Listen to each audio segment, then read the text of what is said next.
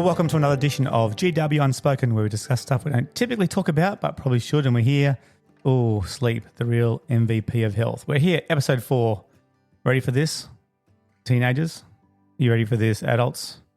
Let's hope it's not about our children, but this is called Caffeine and Sleep. The silent sabotager. And I don't even want to talk about this. I love caffeine. I love coffee. I love caffeine.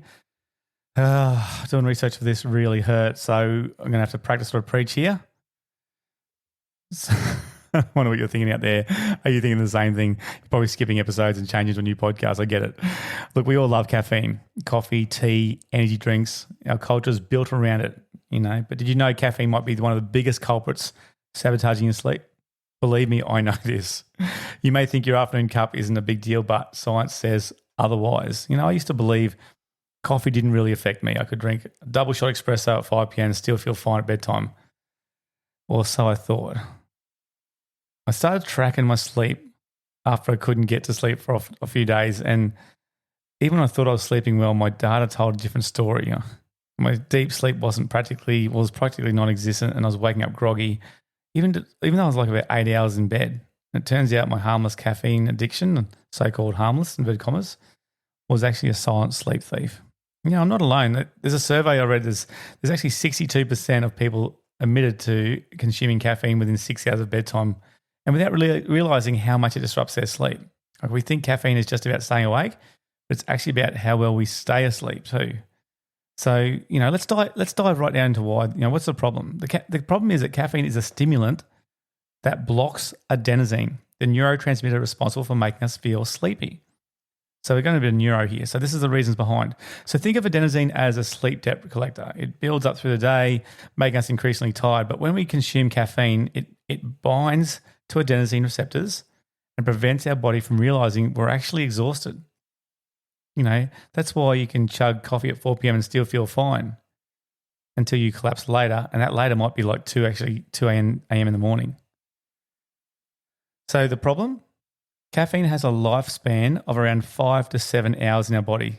That means if you drink a coffee at around 4 p.m., half of that caffeine is still in your system by 10 p.m. And by midnight, a quarter of it's still lingering, disrupting your ability to fall into deep sleep. Anybody else had that problem out there? I know I have. I know we had visitors over around 4 or 5 o'clock and say, hey, I'll have an afternoon coffee, no worries. Thought nothing of it. And then staying awake at 11 o'clock, 12 o'clock, look at my watch, 12:30 going, what is going on? And then, oh, that's right, coffee, you idiot. Learn. Again, did some research, and a research from the Journal of Clinical Sleep Medicine found that even consuming caffeine 6 hours before bed, 6 hours can reduce total sleep by at least 1 hour. And get this, some people metabolize caffeine much slower than others. So meaning that same cup of coffee that barely affects your friend could actually wreck your sleep for hours.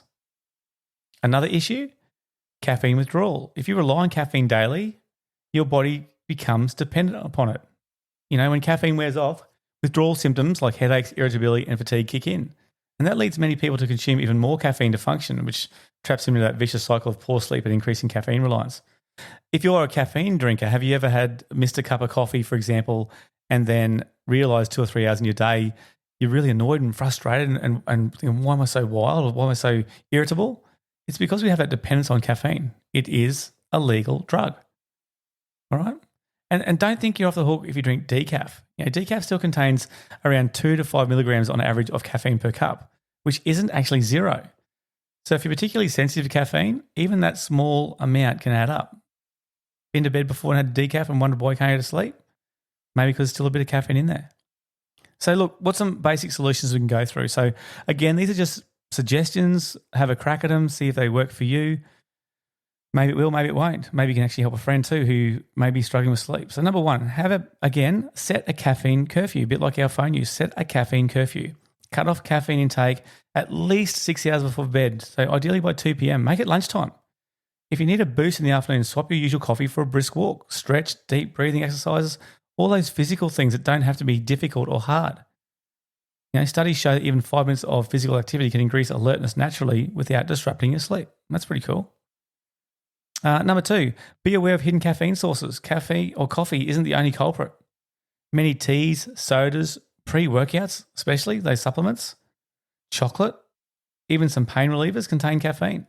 So a single bar of dark chocolate, that can contain as much as 40 milligrams of caffeine. 40 milligrams. That's enough to interfere with sensitive sleepers again. So be mindful of what you consume throughout the day, especially after lunch. Again, track that. Find out what you've been eating if you can't sleep.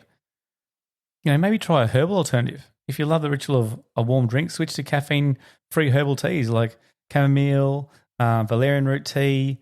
Chamomile contains apigenin, which is a natural compound that binds to GABA. And those receptors are in the brain too, and it helps us to reduce anxiety and promote relaxation. Valerian root has been shown in studies to shorten the time it takes to fall asleep and also improve sleep quality. So maybe try that one.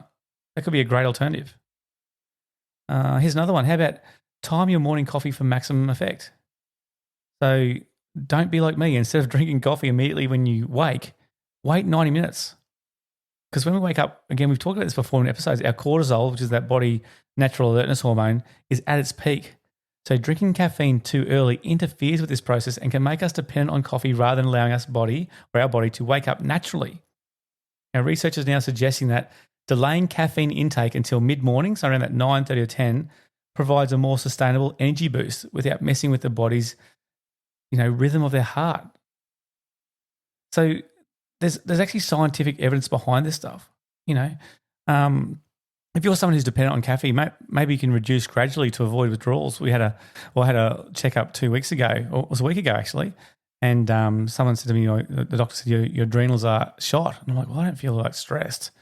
And they said, well, how many coffees a day are you having? I said, maybe 5 or 6, and you nearly fell over. 5 or 6? You should be having 1 or 2.